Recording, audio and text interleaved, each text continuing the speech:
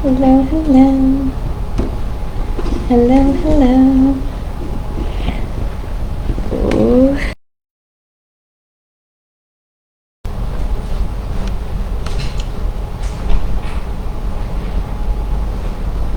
Alright, you guys, as promised, I am back with our reading of 2 Kings. And also, as promised, we're going to go through a few intense moments. Hope y'all stick through here. Not too much to cover as it happens very rapidly. So without further ado, let's go ahead and start off with the quote to set our context for this section. Another quote by Matthew Arnold. What shelter to grow ripe... Oh, excuse me. What to grow rope. What shelter to go... What leisure to grow wise. This is from the poem In Memory of the Author Obermann. This is here 171, again by Matthew Arnold.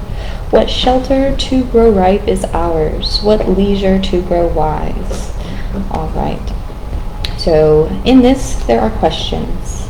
Two framed with similar intention, right? What shelter to grow ripe is ours. What leisure to grow wise. Can be framed with the sense of getting older.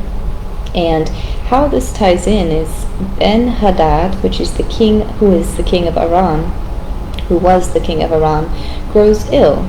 So he begins to have questions. He has this fear that is present in this quote as well, this fear of his future. He's ill. He wants to know the outcome. Will he recover from his illness? And he actually does turn to the Lord. He requests the revelation of Prophet Elisha. So that is, a golden moment of the king of Aram. We don't normally see him turning to the Lord as frequently throughout these last few sections here. So of course, when that fear strikes us, what does that cause us to do? It causes us to go to the Lord. So it is not nature to have these questions, to have these doubts and depressions, right?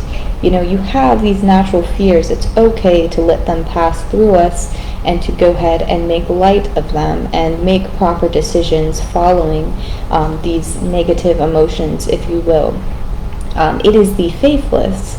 We talked about those without the fear of the Lord, who are very haughty, right? Who think that nothing bad will ever come upon them, and if something bad comes upon them, they don't attribute that to the Lord, if they even have the belief.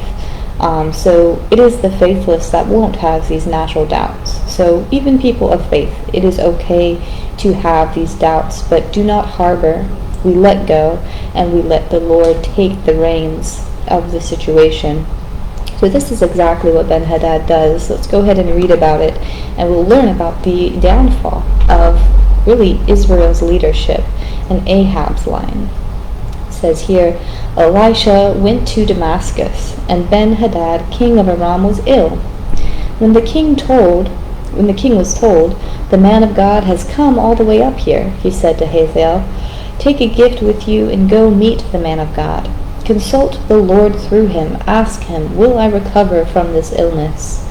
So Hazael does just that.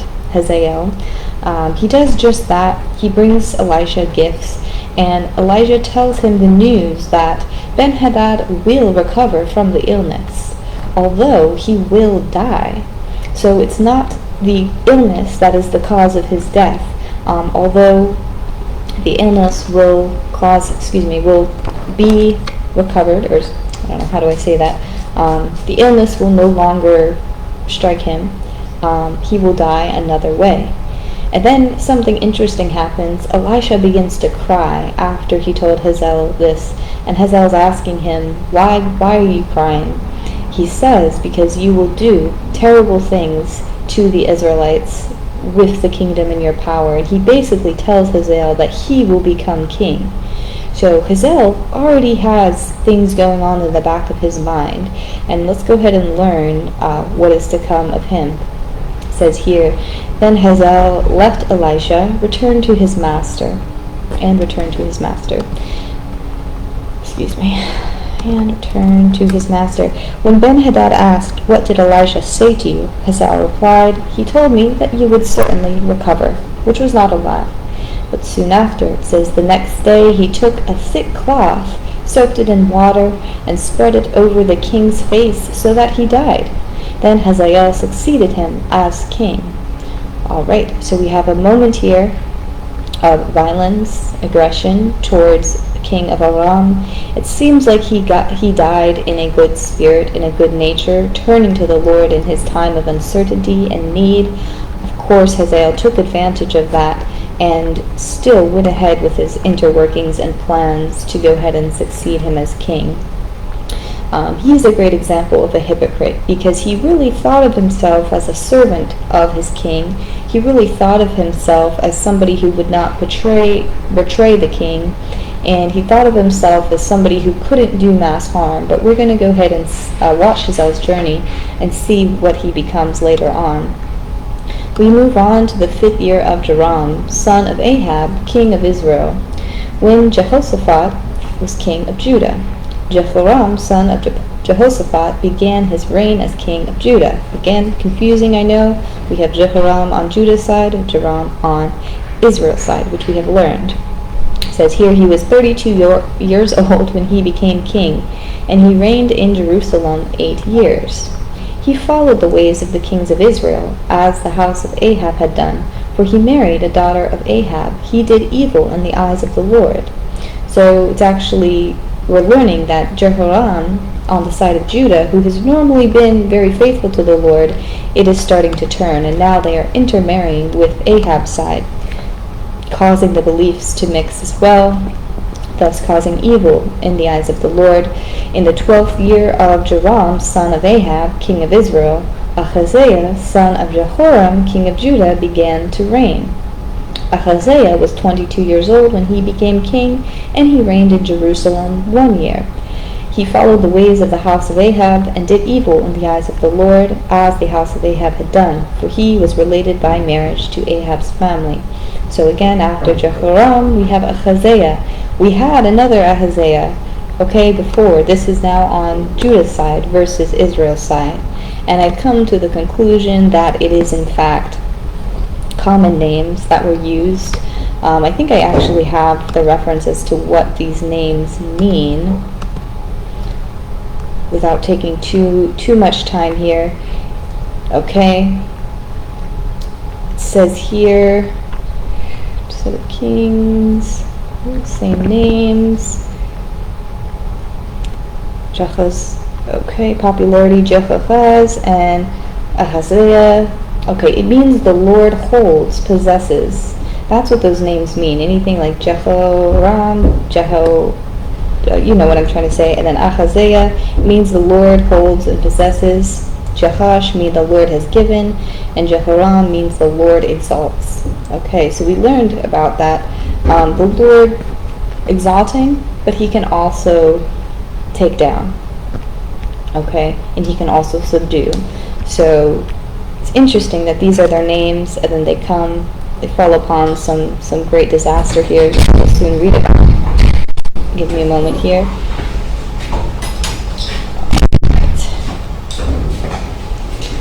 It says here, the prophet of Elijah summoned a man from the company of the prophets and said to him, "Tuck your cloak in your belt, take a flask of olive oil with you, and go to Ramoth Gilead." So Elijah is actually giving the task of one of his prophets to go ahead and anoint a new king of Israel. So this is the moment the young prophet went to Ramoth Gilead. When he arrived, he found the army of officers sitting together. "I have a message for you, commander," he said. So this is one of the commanders on Israel's side. "For which of us?" asked Jehu. "For you, commander," he replied. Jehu got up and went into the house. Then the prophet poured the oil on Jehu's head and declared, "This is what the Lord, the God of Israel, says, I anoint you king over the Lord's people, Israel." So if we recall, Jehu was one of the boons, the bringers of glad tidings that the Lord is giving Elijah and Elisha carrying out. He is going to go ahead and rescue Israel, essentially. He's going to destroy everybody in the line of Ahab. He is one of the owls, the Pickwicks, and the Waverly Pens. He's one of those helpful boons and glad tidings, if we remember from before. This is him. He's anointed. So he goes through this anointing, and Elisha says to him, "You are to destroy the house of Ahab, your master, and I will avenge the blood of my servants shed by Jezebel." So Jehu, son of Jehoshaphat, son of Nimshi, conspired against Joram. When the lookout standing on the tower in Jezreel saw Jehu's troops approaching, he called out, "I see some troops coming." When Jehu drew his bow and shot Joram then Jehu drew his bow and shot Joram between the shoulders. The arrow pierced his heart, and he slumped down in his chariot. When Ahaziah, king of Judah, saw what had happened, he fled up the road to Beth Haggan. Jehu chased him, shouting, "Kill him too!" They wounded him in his chariot on the way up to Gur near Ibleam, but he escaped to Megiddo and died there. Then Jehu went to Jezreel. When Jezebel heard about it, she put on eye makeup, arranged her hair, and looked out of a window. "Throw her down," Jehu said. They went back and told Jehu, who said, "This is the word of the Lord that he spoke through his servant Elijah the Tishbite." Okay, we're pausing here. I left a few sections out. So not only we have Joram dead, right? We have Ahaziah, king of Judah, dead. Again, all relating to the line of Ahab to go ahead and avenge the violence that they took against the prophets of the Lord. Really, one of the main offenders of this was Jezebel. Jezebel did order the killing of all the prophets of the Lord at a time. And look at this here. I was thinking she was long gone, but she is still alive at this point. So they ended up killing her. They left her body for a short while, and then they went back to go ahead and bury her because she was a queen. They thought to give her the proper burial, but they could not find her body anywhere. All that was left of her were basically a skull and some bones. So they were a little bit confused. So then we'll go into this part here. They went back and told Jehu about this, who said, "This is the word of the Lord that he spoke through his servant Elijah the Tishbite. On the plot of ground at Jezreel, dogs will devour Jezebel's flesh. Jezebel's body will be like dung on the ground in the plot at Jezreel, so that no one will be able to say, 'This is Jezebel.'" All right. So that is the end of Jezebel, and the prophecy was fulfilled that Elijah had spoke about her body being desecrated. Is essentially what happened. She wasn't left alone for a short while, but apparently her flesh was essentially devoured, right? So intense, I told you, is kind of a lot, a kind of gory picture there that you don't have to picture, you can block out of your mind. It's not like watching the Game of Thrones when things are just out in the open and in front of you for you to witness. But it is there. We're going to go ahead and put a pin in this and think about, how this quote relates. Ahab no longer has a shelter to grow ripe. Jezebel no longer has the leisure to grow wise. And of course, they are the ones that lacked the fear of the Lord. Okay, and that's what's to come of that. So when you catch that, go ahead and make amends right away to the Lord. Go ahead and ask for his forgiveness right away. So the lack of fear doesn't overtake you and take you by surprise, much like what happened here. So now we have Jehu. We don't have his crowning or his anointing, his official crowning yet. We'll see if that's coming up. But his anointing did take place. And as Elijah had spoken about, he will be the next king of Israel. So let's go ahead and learn about what happens. I'm looking forward to it. I haven't done any transcription, so I don't know. It is a mystery to me what is coming next. I appreciate you guys sitting with me, listening to this drama, and understanding really what we can understand, right? I know it's a lot, but we try to take bits and pieces out and just really understand and really learn. Okay, God bless you guys. Thanks for listening. Have a good rest of your day. Bye-bye.